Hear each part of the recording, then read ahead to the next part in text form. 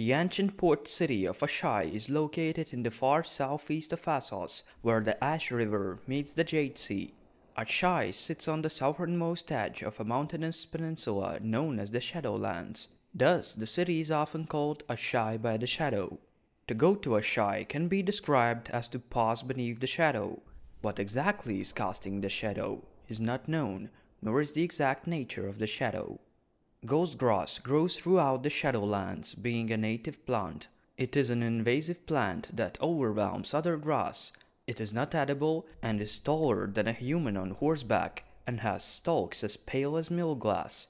The Dothraki believe that ghost grass glows with the spirits of the damned and will one day cover the entire world, and that is how the world will end. The Ash is a river which flows from the mountains of the Morn through the Shadowlands to the Jade Sea and the Saffron Straits. City of Asshai sprawls for leagues on both sides of the river's mouth. Much of the Ash's course in the Shadowlands is through a valley so narrow that the water is perpetually in shadow. The corpse city of Stygia is located along the Ash in the heart of the shadow, where two tributaries join. During daytime, the ash is black in color, but at night it glimmers with a pale green color, similar to ghost grass. Fish in the ash are blind and deformed, and traders thus bring food and fresh water to Asshai. If not for the food brought in from across the sea, the Asshai would have starved long ago. The origins of Asshai are lost in history. Even the Asshai do not claim to know who built it, stating only a city stood there since the world began, and will stand there until it ends. City's great walls allegedly could contain Volantis, Karf, King's Landing, and Old Town combined. The population of Asshai, however, is no more than that of a good-sized market town. By night, only one building in 10 shows a light. The entire city is built of black stone, and some say as well that this stone itself has an unpleasant feel to it, that it seems at times as if the light is being sunk into its blackness. Asshai has been a thriving port for centuries. It is known that before the Century of Blood, merchants from the kingdom of Sarnor traded at Asshai. It is still a popular trading destination for ships, as a part of the traders' circle in the Jade Sea. Trading ships from Westeros and the Free Cities, bound for Asshai, go east through the Summer Sea and the Jade Sea, which are connected by the straits at Karf, the Jade Gates. Asshai exports goods such as amber, gold, gems, and dragonglass, though some say that the gold of the Shadowlands is as unhealthy as the fruits that grow there. The city is usually traveled to by ship, but it can also be reached overland by caravans, as it is known that caravans from Asshai traverse the Bone Mountains to reach Vaes Dothrak. Aside from traders, few from Westeros visit Asshai. The famous Westerosi scribe and traveler Lammas Longstrider never visited Asshai, though he apparently heard from merchants in Yeti who did trade with Asshai that the vast gold of Casterly Rock was famous even there. There are no animals in the Asshai, as animals brought into the city soon die because of local food and water. Only fools and shadowbinders are daring to eat the flesh of the fish caught in the Ash River and drink local water. A shadowbinder is a practitioner of magic capable of manipulating shadows to do their will. Of the many magic users who find sanctuary in Asshai, the shadowbinders are the most respected and feared. There is a belief that shadowbinding is native to Asshai. Quaif, also known as Quaif of the Shadow, is a shadowbinder from Asshai. It is rumored that wizards, alchemists, warlocks, moonsingers, necromancers, priests, pyromancers, aeromancers, and blood mages, nightwalkers, shape-changers, worshippers of the Black Goat, the Lion of Night, and the Pale Child, as well as torturers, inquisitors, poisoners, gods' wives, all sorts of practitioners of the higher mysteries. They are all welcome in Asshai by the Shadow, where no knowledge or practice is forbidden. As the Asshai are well versed in witchcraft and wizardry, they have a language of their own, used in their spells. Miri Mazdur, who studied in Asshai, sings in a foreign tongue, her voice described as shrill and ululating. Furthermore, Melisandre has been noted to pray to Lore once in the speech of Asshai. Asshai and its few people have an ominous reputation in other lands. Asshai are described as having a dark and solemn appearance. The Dothraki believe that they are spawn of shadows and hold them in contempt and fear. There are no children in Asshai, and all who dwell there wear masks or veils, and often walk alone or ride in palanquins of ebony and iron, hidden behind dark curtains and carried upon the backs of slaves. Only the Shadowbinders of Asshai dare to travel upriver, and even they fear to tread before the doors of the Stygai, the Corpse City, also known as the City of the Night. It lies on the Ash River in the Vale of Shadows, a river valley northeast of Asshai. Twisted creatures such as demons and dragons are said to live in its vicinity. Little is known of Stygai except that it only sees the light of the sun for a brief period of time each day, around noon. Asshai holds a significant amount of arcane knowledge. Ancient tales from Asshai claim that dragons first originated in the shadow and were first tamed by a people so ancient they had no name. Ancient texts contain an information about Dawn Age and even Azor Ahai and the Long Night.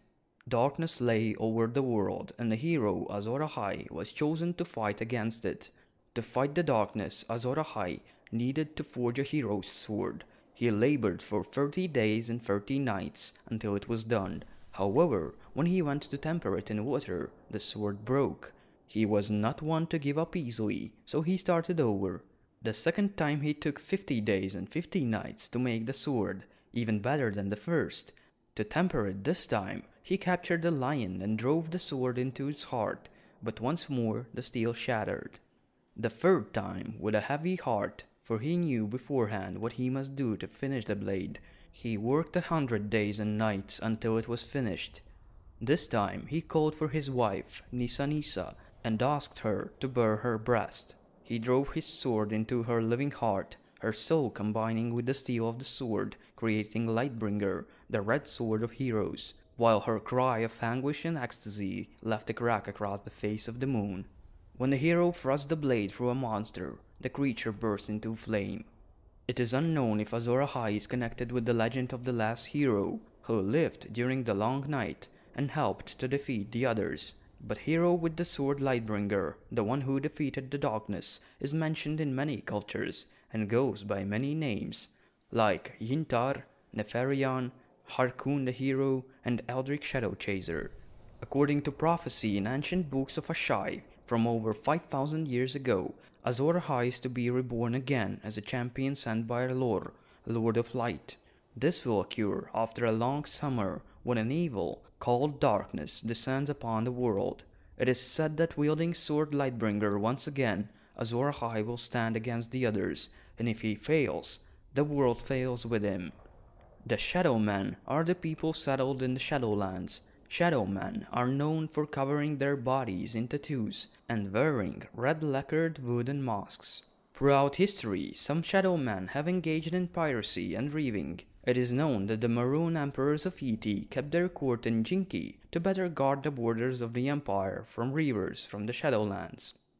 However uncomfortable Asshai may be, ships and caravans come nonetheless, for gold and gems and for other treasures, for certain things spoken of only in private, the ones that cannot be found anywhere else save in the black bazaars of Asshai. To the south of Asshai and the Shadowlands in Essos lies Ultos, a landmass which may or may not be another continent.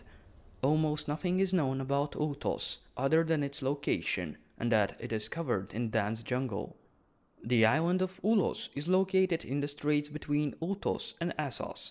It is a mountainous isle located in the Saffron Straits, on which an unnamed ruined settlement is located slightly inland from the northern shore. The Manticore Isles are a group of 7 small islands in the eastern Jade Sea, off the southern coast of Essos. The islands are named after the manticores, venomous insects that are said to be populous there. Depictions of manticores are relatively common in Valyrian statuary and other statuary of Essos. Manticores make a hissing sound and can fold up into the shape of a scarab. Their poisonous sting is fatal to humans, with venom that kills the instant it reaches the heart. Living specimens of manticores are traded throughout Essos and can be found in market stalls at Waste of Rock, as well as the menagerie of the palace of the Sea Lord of Bravos. In Westeros, manticores are sometimes believed to be mythical. Qyburn claims that the poison Oberyn Martell coated his spear with and used against Gregor Clegane was manticore venom, but thickened somehow, possibly with sorcery. Instead of killing instantly when it reaches the heart, the modified venom leaves Clegane to die slowly and in extreme agony. There are also many strange places north of the Shadowlands, yet little is known about them.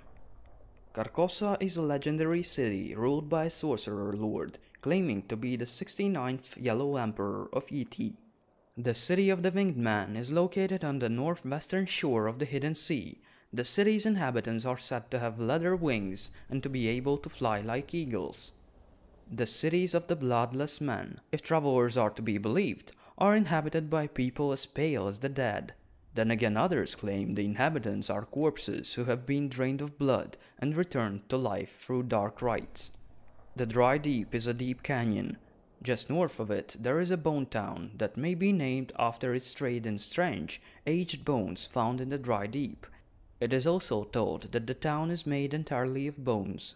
The land of the Shrikes is said to be a dangerous place populated by shrieking monsters, the Shrikes, a race of half-human venomous creatures that are said to have green-scaled skin. Some of the maesters wonder if they are truly lizard men, or just men clad in the skins of lizards, or they are no more than fables comparing them to the Grumpkins and Snogs of Westerosi tales.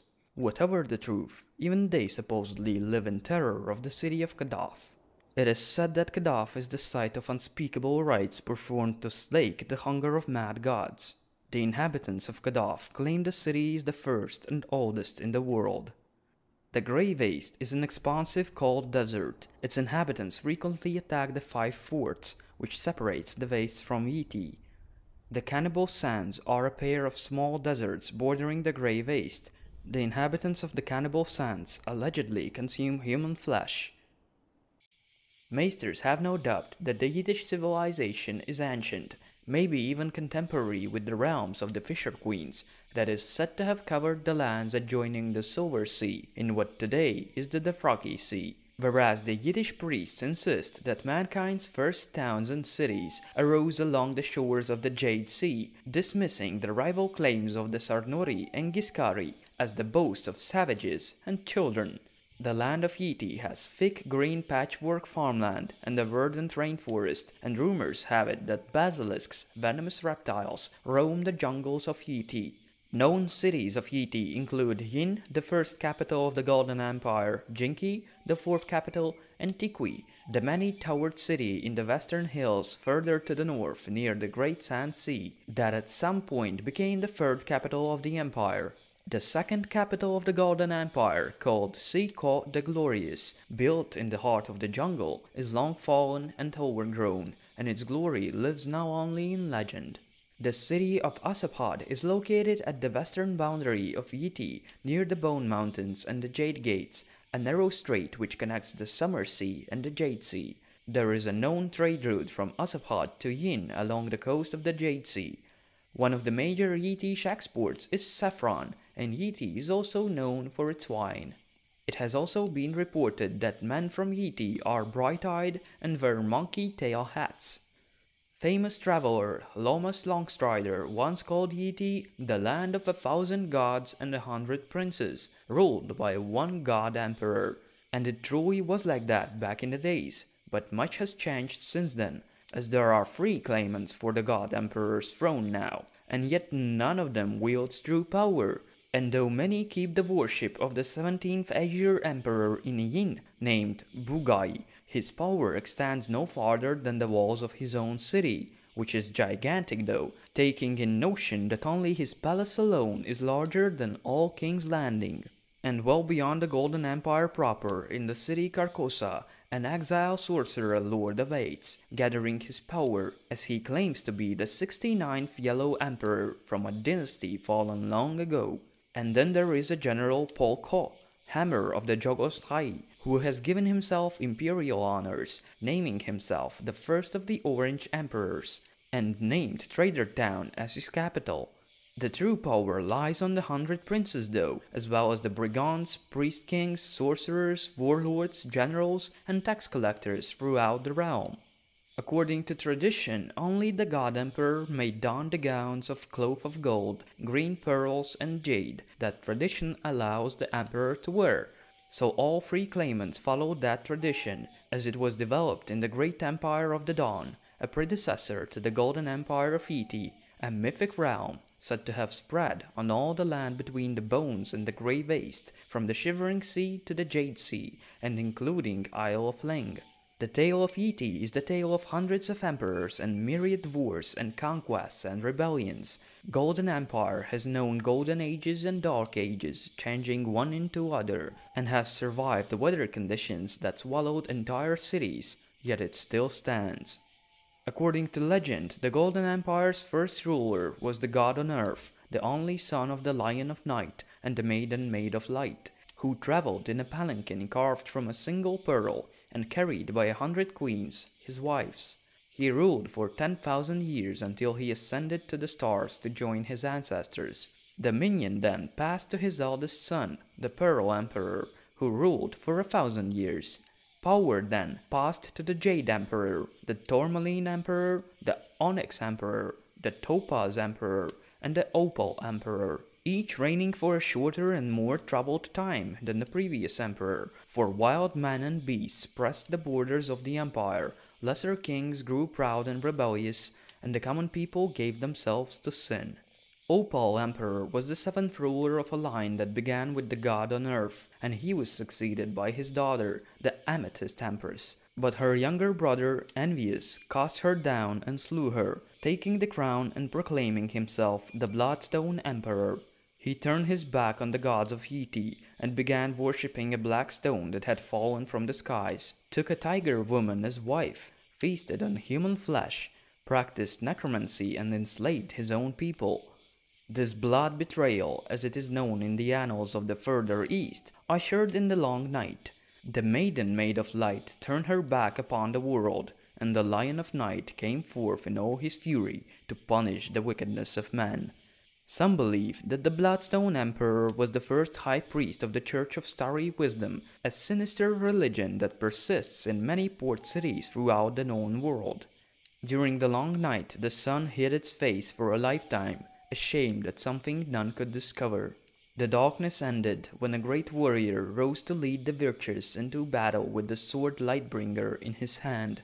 Light was restored, but the great empire was not reborn, for the restored world was a broken place where every tribe of men went its own way, fearful of all the others, and war, lust, and murder had endured. The 5 forts, massive fortresses along the northeastern boundaries of the Golden Empire of Iti, which predate the empire itself, are claimed by some to have been raised by the first Pearl Emperor to keep the Lion of Night, his assumed grandfather, and his demons away from the realms of men. The fort's walls are slabs of fused black stone almost 1,000 feet high. Some think the walls are Valyrian in origin, although there is no record of Valyrians having visited the area, and they even predate the rise of the Freehold. Each fort can house up to 10,000 men. They currently guard the Golden Empire from raiders out of the Grey Waste. Since the end of the Long Night and the centuries of chaos that followed, 11 dynasties have ruled over the lands of Iti. Some of those dynasties lasted no more than a half-century, and the longest kept their supremacy for 700 years. On 4 occasions, the end of a dynasty was followed by a period of anarchy, and longest of these periods lasted more than a century. A few of the more fabled of the god emperors of Iti were Har-Loi, the first of the Grey Emperors of Iti. His throne was said to be a saddle, for he spent his entire reign at war, riding from one battle to another. Chok-Chok, the 15th and last member of Indigo dynasty, a humpback who kept 100 wives and 1,000 concubines and sired daughters beyond count, but was never able to produce a son. Mengok-Wen, known as the Glittering God, the 3rd member of Jade Green dynasty. He earned his moniker because he ruled from a palace where the floors, walls, and columns were covered in gold leaf, and all furnishings were made of gold, even the chamber pots. Lord Ho, called Law Longspoon, and Law the Terrible, the 22nd ruler of Scarlet Dynasty. He was a reputed sorcerer and cannibal, said to have supped upon the living brains of his enemies with a long pearl-handled spoon after the tops of their skulls had been removed, earning his monikers. Lo Dok called Lo Lekwit the 34th ruler of Scarlet Dynasty. He was a simpleton, cursed with an affliction that caused him to jerk and stagger when he walked, and drool when he tried to speak. Nonetheless, he ruled wisely for more than 30 years. There are those, however, that suggest the true ruler was his formidable wife, Empress Bati Malo. The 9 eunuchs, also known as the Eunuch Emperors, were members of the dynasty of the Pearl White Emperors. They gave the Golden Empire of Iti 130 years of peace and prosperity. One of their contributions to the empire was a great web of stone roads without equal in all the world, save for the dragon roads of the Valyrians. As young men and princes, they lived like other men, taking wives and concubines and siring heirs, but upon their ascent to the throne each surrendered his manhood root and stem, so he might devote himself entirely to the empire. Jarhar was a god-emperor of the Golden Empire of Iti and the 6th member of his dynasty. Under his rule, the Golden Empire began to seize heights of its power with the conquest of Leng.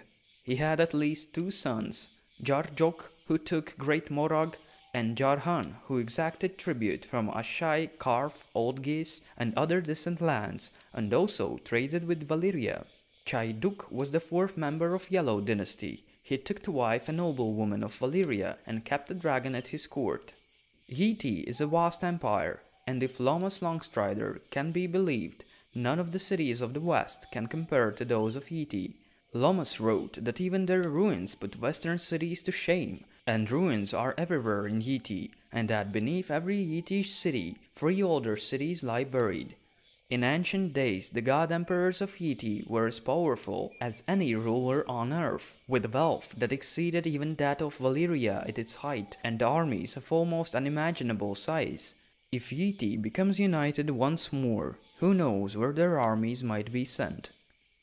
Leng is an island of forests and jungles, with the cities of Lengyi along the northern coasts, Lengma along the central western coast, and Turani along the southern shore.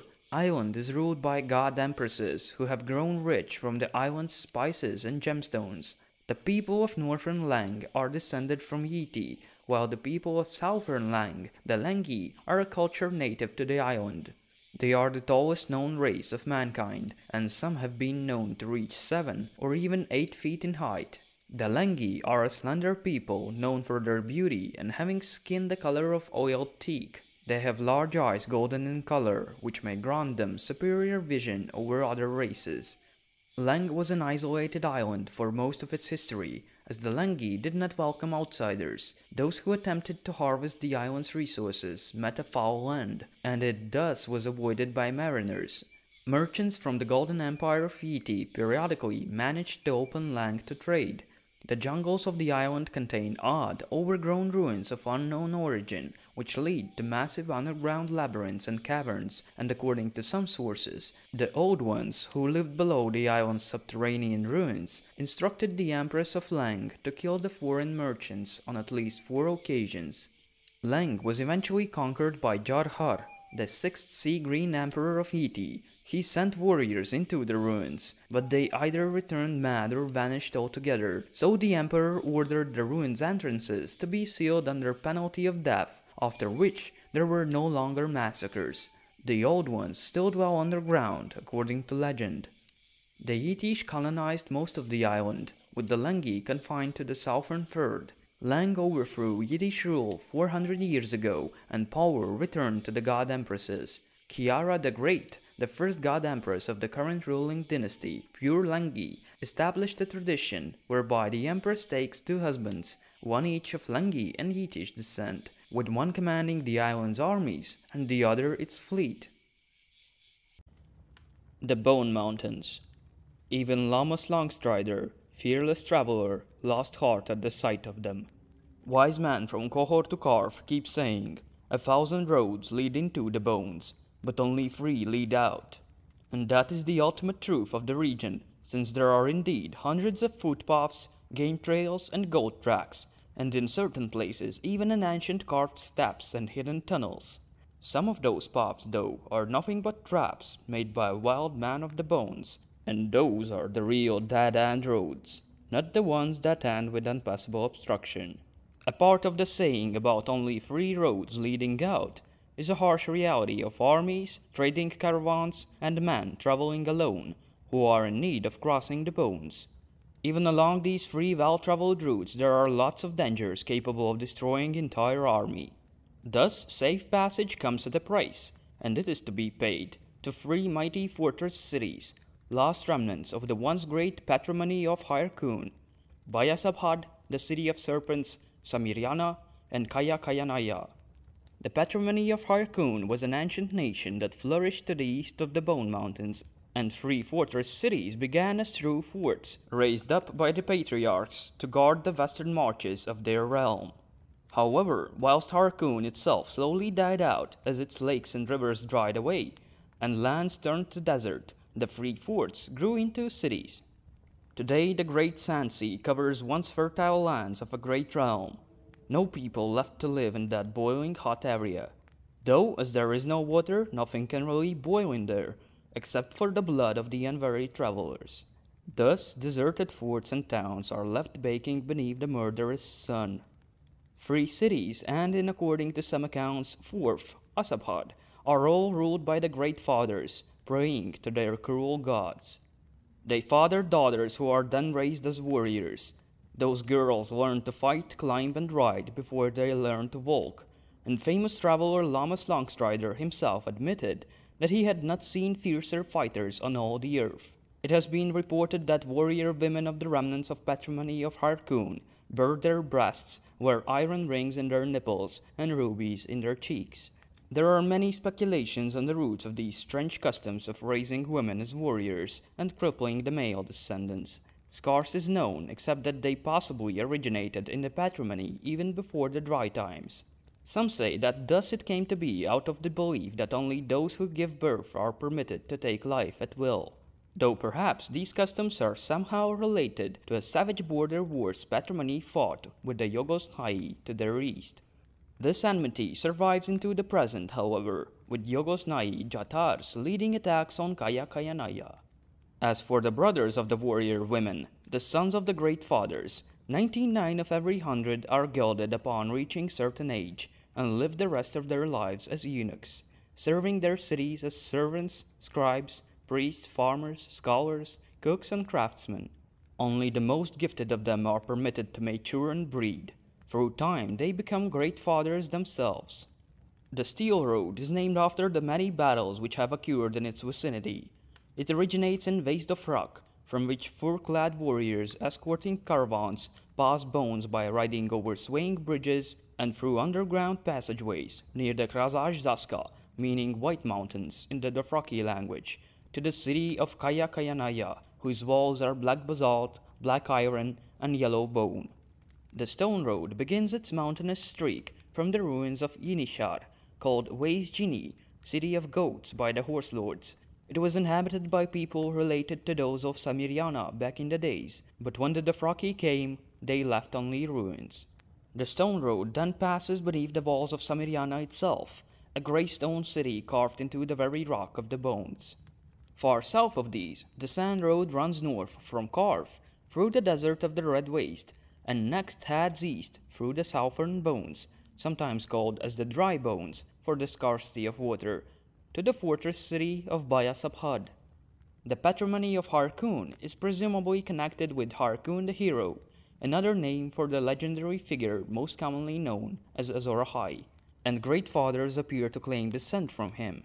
The bones might seem a desolated place to those who do not know them, yet they have been home to many strange creatures over the centuries. Northern part of Krasaj Zaska, for instance, was home to the Jogwin, the stone giants, creatures twice as large as the giants of Westeros. Those parts of White Mountains still keep their name, Realm of Jogwin. Stone giants died out 1,000 years ago, yet people who encountered their bones from time to time keep stirring up old stories of them. The ancestors of the Dothraki crossed the bones at some point, leaving behind the very name of the mountains, their bones. The stories they tell their children do not agree on what caused them to take such a treacherous journey, leaving their lives behind. For sure it was something dreadful, since they were willing to sacrifice part of their own kin to the mountain roads in order to survive as a tribe. Yet apparently some of their kin decided to stay on the east side of the mountain range. The Yogosnai are a nomadic people, mounted warriors who live in yurts, and are, as a rule, a head shorter than the Dothraki. They are described as squat, bow-legged, and swarthy, with large heads and small faces. Men and women both have pointed skulls, a result of the custom of binding the heads of their newborn during the first 2 years of life. They are proud and restless, similar to the Dothraki in that way, but whilst Dothraki warriors pride themselves on the length of their braid, the men of the Yogosnai shave their heads but for a single strip of hair down the center of the skull. Their women go wholly bald and also scrape all the hair from their female parts as well. The Yogosnai are also renowned for their zorses. These mounts are the result of breeding horses with another horse-like species from the southern region of Iti and the Isle of Leng. Since the plains east of the Bones are drier and less fertile than the Dothraki Sea, zorses are significantly smaller than the fiery steeds of the Dothraki, but tougher. Yogosnai travel in small bands closely connected by blood. Each one is commanded by a Chhat, or war chief, and a moonsinger, who combines the roles of priestess, healer, and judge. The Chhat leads in war, battle, and raid, whereas other matters are ruled by the band's moonsinger. There are also female Chhats and male moonsingers, but girls who choose the warrior's way are expected to dress and live as men, whereas boys who choose to become moonsingers must dress and live as women, making it difficult to tell apart when such cases take place. Unlike the Dothraki Khalasars, Yogosnai's band do not make war upon one another, as their gods forbid them to shed the blood of their own people. Young men do ride out to steal goats, horses, and dogs from other bands, while girls go forth to abduct husbands, but these are rituals hallowed by the gods, during which no blood may be shed. However, the Yogosnai do live in a perpetual state of warfare against all their neighbors. They carried out constant attacks upon Kai, reducing the once proud kingdom to a single city, Nefer, and its hinterlands. Nefer is referred to by travelers as the secret city, as it is said that 9/10 of the city is located beneath the ground. City enjoys a sinister reputation as a haunt of necromancers and is the only known northern port east of the Bones. Corlys Velaryon, the sea snake, was the first Westerosi to reach the shores of Anghai, and he is known to have visited Nefer as well. Hordes of squat Yogosnai on their horses destroyed the stone giants of Jogwin. According to legend, the Chhat of Chats, Karak Squintai, led the great Chatar into the glorious battle. Even the Golden Empire of Yiti have been target of the Yogosnai. Raids into the empire are a way of life for the Zorse riders, and the source of the gold and gems that decor the arms and necks of moonsingers and Chats, as well as of the slaves that serve them and tend their herds. Over the past 2,000 years, Yiddish cities, towns, farms, and fields beyond count have been reduced to ruins and ashes. Many imperial generals and free god emperors have led armies to bring the nomads to heal, but have seldom ended well, and soon the raids began anew, even though Chats were compelled to vow eternal fealty to the god emperor and forswear raiding forever. The 42nd Scarlet Emperor of Yiti, Lohan, led 3 such invasions of the plains, yet by the time of his death, the Yogosnai carried out even bolder raids than when he began his reign. His successor, Lobu, determined to end the threat of the nomads for all time, assembled a mighty host, said to be 300,000 strong, and crossed the borders of the empire with slaughter as his only purpose. Tributes, hostages, oaths of fealty, or offerings of peace failed to sway him and his vast army from sweeping the plains, leaving behind a burning wasteland. When the nomads resorted to their traditional tactic of melting away at the approach of the army, Lobu divided his host into 13 smaller armies and sent them forth in all directions to hunt down the Zorse riders. History tells 1 million Yogosnai died at their hands. Under the threat of the extinction, the rival clans of Yogosnai did the unimaginable, unified under Chatar Agea, a woman and man's male, remembered as Gea the Baron, Gea Zorseface, and Gea the Cruel. In the period of 2 years, she isolated each of Lobu's 13 armies, slew their scouts and foragers, starved them, denied them water, and led them into wastelands and traps, thus destroying each army one by one. Finally, her riders fell on Lobu's own host and carried out a slaughter so terrible that every stream for 20 leagues around was choked in blood. Among the slain was Lobu himself, whose skull was stripped of flesh and dipped in gold, becoming Gea's drinking cup. Ever since, every Chitaur on the Yugosnai has drunk fermented Zor's milk from the gilded skull of the boy too bold by half, as Lobu is remembered. Prior to the dry times, the Yugosnai were involved in a bloody border war with the patrimony of Harkoon that saw the Zor's riders poisoning rivers and wells, burning down towns and cities, and carrying off thousands into slavery. The Harkoon, for their part, sacrificed tens of thousands of Yugosnai to their dark gods. Thus, the enmity between the Zor's riders and the warrior women of the Bone Mountains runs deep into the present, and over the centuries dozens of Chataurs have led armies up the Steel Road and broken against the walls of Kayakayanaya. Nevertheless, the moon singers sing of the glorious day when the Yugosnai will prevail over the remnants of Harkoon and spill over the mountains to claim the fertile lands beyond. If they succeed, who shall stop them? The Fraki once managed to do so, and they swept grasslands like a scythe, and they were scarce compared to Yugosnai. Till then, warrior women guard western realms from the monsters of the east. The gods of once mighty patrimony of Harkoon may be cruel, but if only those prosperous kingdoms of the west with their jolly gods knew whom they owe their lives, they might find cruel gods effective, after all. Farther east lie the so-called Thousand Islands, of which Japanese chart-makers like to tell that there are in truth less than 300, and all are just a scatter of bleak windswept rocks. Yet some stubbornly believe the Thousand Isles to be remnants of a drowned kingdom whose buildings were submerged by the rising sea thousands of years ago. The population of the Thousand Isles, though few in number, are aggressive xenophobes and are feared by those who sail those seas. They have green skin and are hairless. Their females file their teeth into sharp points, and males slice the foreskins of their members.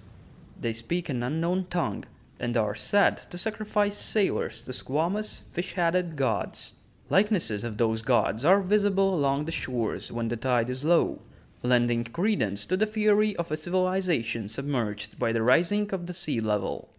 Despite being islanders, the inhabitants of the Thousand Islands fear the sea so much they refuse to set foot in the water, even when threatened by death. The fish taken from the seas around the Thousand Isles are oddly misshapen, with a bitter, unpleasant taste. There are not many mariners willing to set their feet on those rocks, due to their inhabitants. Even Corliss Valerian, the first Westerosi to navigate the Thousand Islands, turned back after reaching them. Mosawi, also known as Far Mosawi, are a broad forested region. The forest is called Grim and Grey Place, populated by shape-changers and demon hunters. Though it has long been accepted amongst the wise that the world is round, some Septons claim that the world ends east of Mosawi, where other realms begin, ending with the realm of chaos, where sky and sea join. Whilst other dreamers believe that Shivering Sea has no end, and the continents yet unknown spread beyond count, with strange people and treasures yet undiscovered. Until next sea snake confirms the assumption of the wise, the dreamers shall spread their ideas. Yet, oddly enough, the dreamers are those who confirm the assumptions of the wise. And again, sometimes the wise ones are those left wondering just how right those dreamers were by following their dreams. Thank you for watching. See ya!